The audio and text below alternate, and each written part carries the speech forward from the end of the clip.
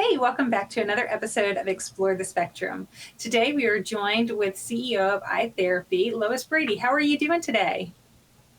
Doing great, thank you. Thanks for having me, Jeanetta. This is awesome to be able to come to your show and talk about our what we're doing at iTherapy. Right. I'm excited to let our viewers be able to hear a little bit more about what all you're doing because you're similar in fashion to some of the things that we do at Abilities. You do a lot in the community. You are not on one narrow path. You find ways to help and a plethora of different methods. And so tell us a little bit about I mean, you've got so much to talk about, but you're definitely engaged with the older demographic of our population in some ways that are unique. But tell us about that as well as what you do in general to help support our community. So iTherapy started out as speech. We're speech pathologists, so we do have a clinic. Since COVID, we've been all online, and we found out that really works very well. So we've kind of stayed online. There's a lot of reasons for that, but it come to find out that our students on the spectrum are doing much better with online than in person, and it's because we involve the parents. So that's been working out well. In the meantime, we create technology. We have a couple apps out there that help with communication, of course, because we're speech pathologists. We do research.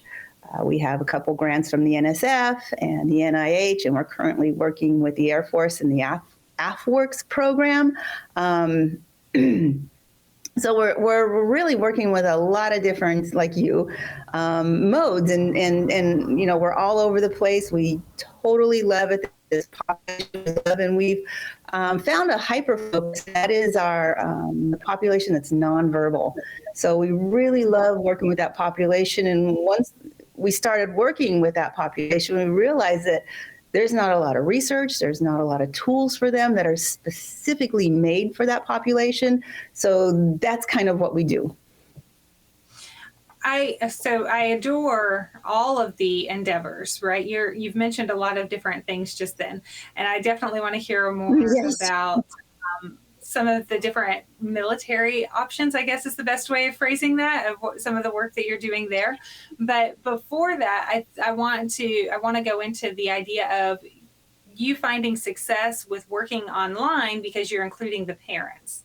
And that's a Correct. really interesting thing to say. It's almost like when kids go to a therapy center and they're dropped off, parents are very isolated, waiting in the waiting room, and they're waiting for these updates. Right. And so when you get to do home-based visits or you get to do them online where a parent can listen, it allows us to be able to apply it more in our world and support your endeavors. And so I'm hoping if you have any tips that you'd like to share, that would be really wonderful, because I'm hoping that some of the other professionals that are struggling with their kids doing as well through virtual means might be able to be encouraged by that. Like I said, if you have any tips of how you've gotten them to engage better. I absolutely do, because including the parents is paramount. You must have parent support, parents help. That way your therapy isn't a half an hour a week, because progress may be very slow, if at all. We usually equate it to a piano lesson where you go take the lesson and then during the week you practice. If you have not practiced and your parent doesn't know what to practice on, then when you come back for the lesson, you're still in the same spot. So it's paramount we have them there. We had a physical clinic and we had parent chairs. Parents weren't allowed to sit in the waiting room and wait. They came in. They need to hear and see the strategies, the things you do, the way you talk, how to provide choices. You can tell them there's a strategy where you give your child choices between two things, and that encourages communication. They need to see it. They need to see how you do it. So those strategies you show them, and then you encourage them, the parents, to do them in therapy. So they're an integral part of therapy. So when we went online, parents, again, have to come and sit next to their children in the therapy session in order to help them get online, and then they stay there.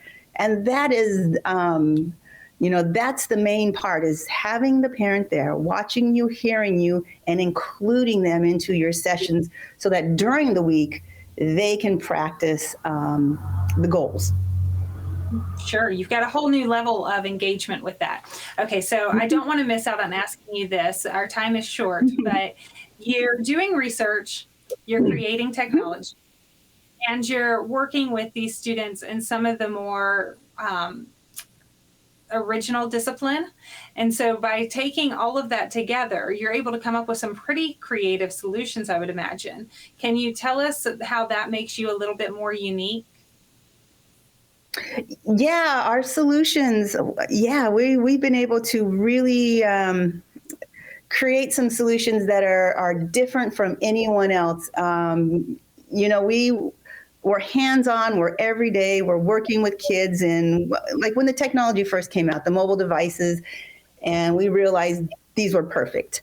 So I wrote a book, Apps for Autism, where I really studied all the apps and how the kids interacted with them, not just the apps and how I thought they would interact, but I really went and sat down with the kids of all abilities, all ages.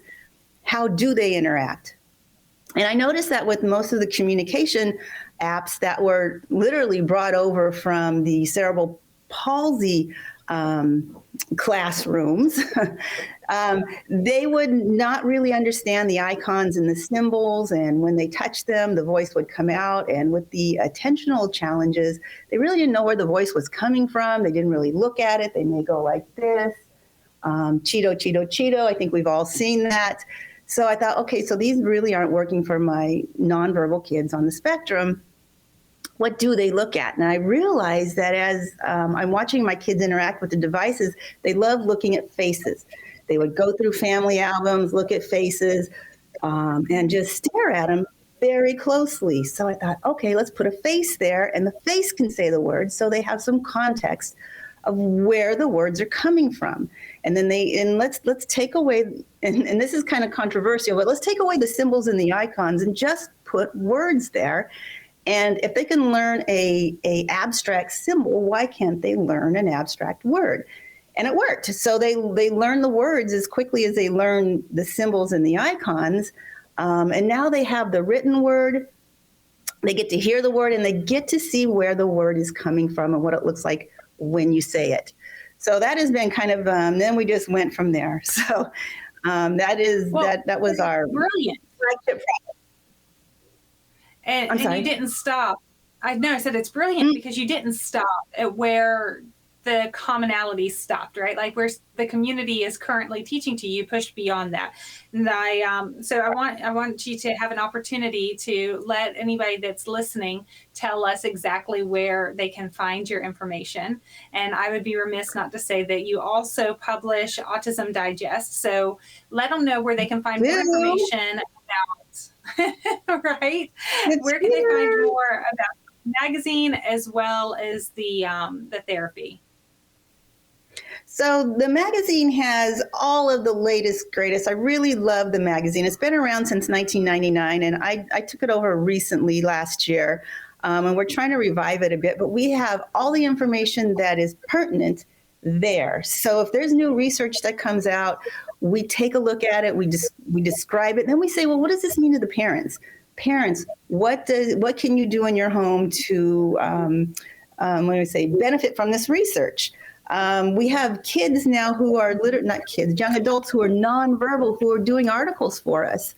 So that's great. We have on the back now, we started putting letter boards and communication boards. So now it's not only you get all the information, you can use it in a pinch, you know, if you're sitting at the table and you can just grab it and use it. So everything's in there. Other than that, we have a website, iTherapy LLC, which you can go and find us, and all of the other things that we do and are doing. Well, and I encourage our viewers to watch this again if you missed part of it, because there's a lot that we were trying to take in just now. But also go to the website and see all of the different wonderful things that you're able to do. Thank you to all of our viewers for joining us for this episode as we continue to explore the possibilities.